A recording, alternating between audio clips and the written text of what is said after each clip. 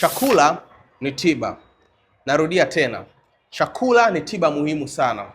Watu wengi huwa wanakimbilia kutumia dawa fulani pasipo kuangalia sahani zao, yani chakula wanachokula kila siku.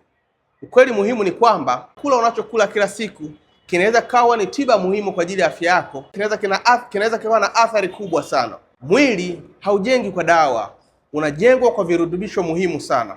Kwa mfano, wagonjwa wa maumivu makali sana ya mgongo, maumivu au ongezeko la uric acid mwilini, muda mwingine kuvimba kwa maungio, wanapotumia lishe ambayo sio sahihi, inaweza kachochea kwa kiwango kikubwa maumivu makali sana na hata kupelekea uchochezi, yani inflammation. Vyakula ambavyo kwa kiwango kikubwa vinapunguza inflammation au uchochezi katika maungio ya mifupa ni pamoja na mboga za majani, karanga, samaki kwa wingi, au utumiaji wa supu kwa kiwango kikubwa ambao hupunguza inflammation.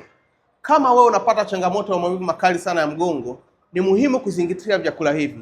Lakini unatakiwa ukumbuke kwamba kama umeathirika kwa kiwango kikubwa, chakula pekee hakiwezi kuwa mbadala wa tiba. Unahitaji tiba sahihi ambayo itajenga na kuimarisha afya yako ya mifupa na maungio. Nimekuwa nikiwasaidia watu wengi sana wa changamoto ya maumivu makali sana ya mgongo, magoti na maeneo yote ya maungio ya mifupa. Kama wewe ni muhanga wa changamoto hii, usisite kuwasiliana nami, kwani nalo suluhisho la kudumu la changamoto inayokusumbua.